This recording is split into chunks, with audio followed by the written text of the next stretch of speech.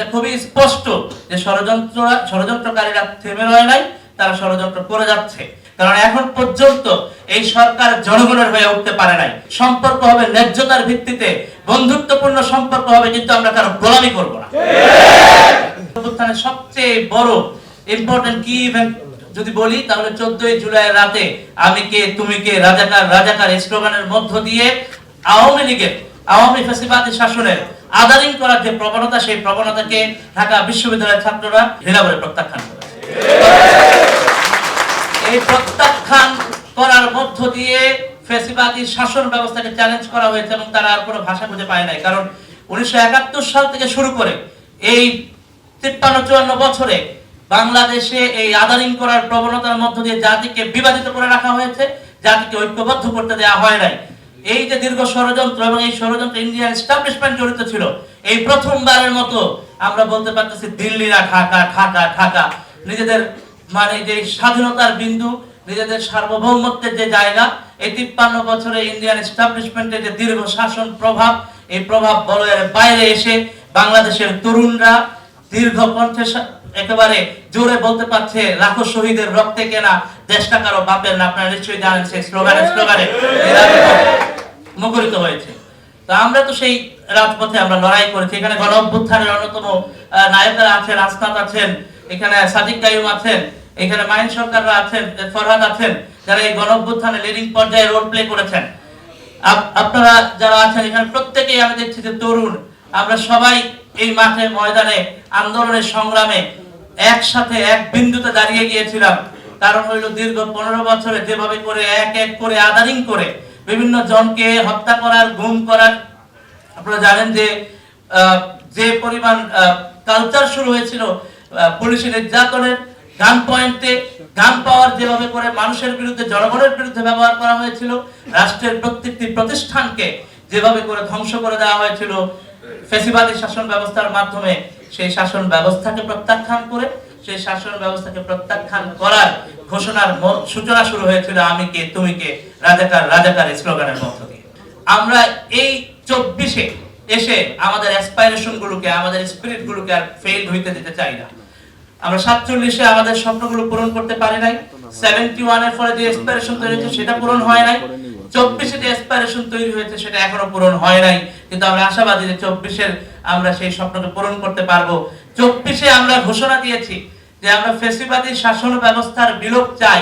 কিন্তু ফ্যাসিবাদী শাসন ব্যবস্থা বলতে কি বোঝায় সেটা সাধারণ জনগণের কাছে, বাংলাদেশের মানুষের কাছে স্পষ্ট করার যে জায়গা, সেই জায়গা আমরা তৈরি করতে পারি নাই, ন্যারেটিভ বিল্ড আপ করতে পারি নাই। যে কারণে বাংলাদেশে আওয়ামী লীগের পেজ থেকে এখনো, ফ্যাসিবাদী আওয়ামী লীগের পেজ থেকে এখনো যেভাবে করে প্রচারণা চালানো হয়, আপনারা দেখছেন গণ অভ্যুত্থানের সাথে যুক্ত আমাদের সহযোদ্ধাদের উপর হামলা চালানো হয়, আঘাত চালানো হয়। এটা খুবই স্পষ্ট যে ষড়যন্ত্রকারীরা থেমে রয় নাই, তারা ষড়যন্ত্র করে যাচ্ছে। আমাদেরকে বুঝতে হবে যে এই সমস্ত কিছুর পেছনে একটা বড় আধিপত্যবাদী ইন্ডিয়ান চক্রান্ত জড়িত আছে।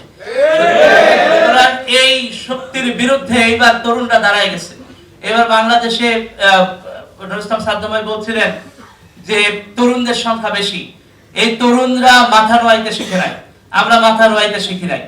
আমরা গুলির সামনে বুক পেতে দিয়েছি, যেমন করে আমি মাঠে ময়দানে দেখেছি, আমি নিজে দেখেছি, আপনারা দেখেছেন যে আমরা লড়াই করতে করতে মরতে প্রস্তুত হয়েছি, কিন্তু ওই মাঠ ময়দান ছাড়তে রাজি হই নাই।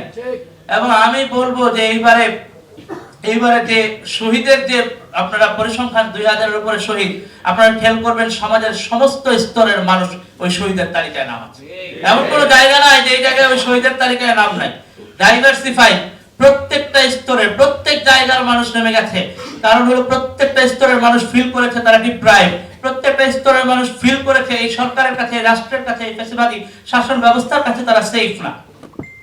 সুতরাং রাষ্ট্র হিসেবে এই রাষ্ট্রটাকে যদি আমরা জনগণের জন্য, মানুষের জন্য, নাগরিকের জন্য সেফ করে গড়ে তুলতে চাই, আমাদের এই ঐক্যবদ্ধ সংগ্রামের যে পথ, এই পথটা ধরে রাখতে হবে। কারণ এখন পর্যন্ত এই সরকার জনগণের হয়ে উঠতে পারে নাই। অনেক উপদেষ্টাই বিপ্লবের স্পিরিটের যে চাহিদা, সেই চাহিদার সাথে পথ চলছেন না। আমাদের কাছে মনে হচ্ছে যে এই সরকারের প্রশাসনে এবং পুলিশে এবং বিভিন্ন জায়গায় যারাই আছেন, তারা এই বিপ্লবের মর্ম চাহিদা বুঝতে সক্ষম হচ্ছেন না, তারা বুঝতে চাচ্ছেন না। পুরনো ফ্যাসিবাদী শাসন ব্যবস্থার দালালি চামচামি করে তারা টিকে থাকতে চায়। আমাদের কাছে স্পষ্ট মনে হয়েছে রাজনৈতিক দলগুলো জনগণের ভাষা, তরুণদের ভাষা বুঝতে ব্যর্থ হয়েছে। আওয়ামী লীগের প্রতি অতিরিক্ত মাত্রাতিরিক্ত দরদ প্রদর্শন করার মধ্য দিয়ে জনগণের সাথে হাসির তামাশা করা হয়েছে। 2000 শহীদ এবং 30,000-এর উপর আহত, চোখ হাত পা বন্ধুত্ব বরণকারী শহীদ এবং আহতদের কাছে যদি যান, শহীদের ফ্যামিলিদের কাছে যান, আমি নিজে গিয়েছি, কথা শুনেছি।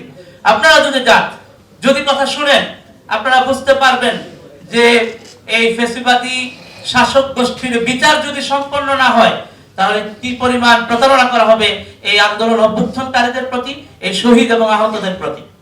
সুতরাং আমি বলবো যে এই দীর্ঘ স্বাধীনতার পরিক্রমায়, এই দীর্ঘ লড়াই সংগ্রামে, এই জাতির যে লড়াই সংগ্রামের ইতিহাস, এই লড়াই সংগ্রামের ইতিহাস আজকে প্রথমবারের মতো আমি বলবো যে 5ই আগস্টের পরে আমরা ইন্ডিয়ান এস্টাবলিশমেন্টকে চ্যালেঞ্জ করেছি, প্রকৃত শত্রুকে চিহ্নিত করতে সক্ষম হয়েছি এবং তাদের চোখে চোখ রেখে বলে দিয়েছি সম্পর্ক হবে ন্যায্যতার ভিত্তিতে, বন্ধুত্বপূর্ণ সম্পর্ক হবে, কিন্তু আমরা কারো গোলামি করব না। দাসত্ব করার জন্য এই বাংলাদেশের তরুণরা জীবন দেয় না।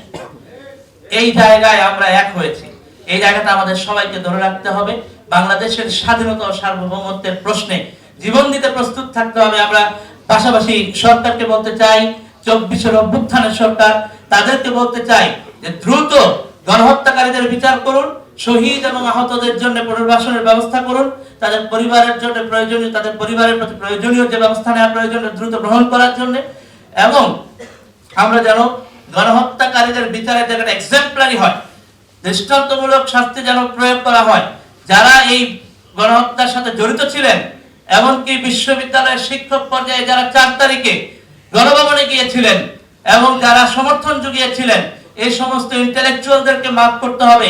নিজেদেরকে ইন্টেলেকচুয়াল বলেন, কিন্তু সাধারণ মানুষের অধিকারের প্রশ্নে তারা দাঁড়াতে পারেন না। এই ধরনের অন্যায়কারী এবং নীতিভ্রষ্ট শিক্ষক, বুদ্ধিজীবী, কবি, সাহিত্যিক বাংলাদেশে ন্যারেটিভ রচনা করবে, আমরা তরুণরা সেটা মেনে নেব।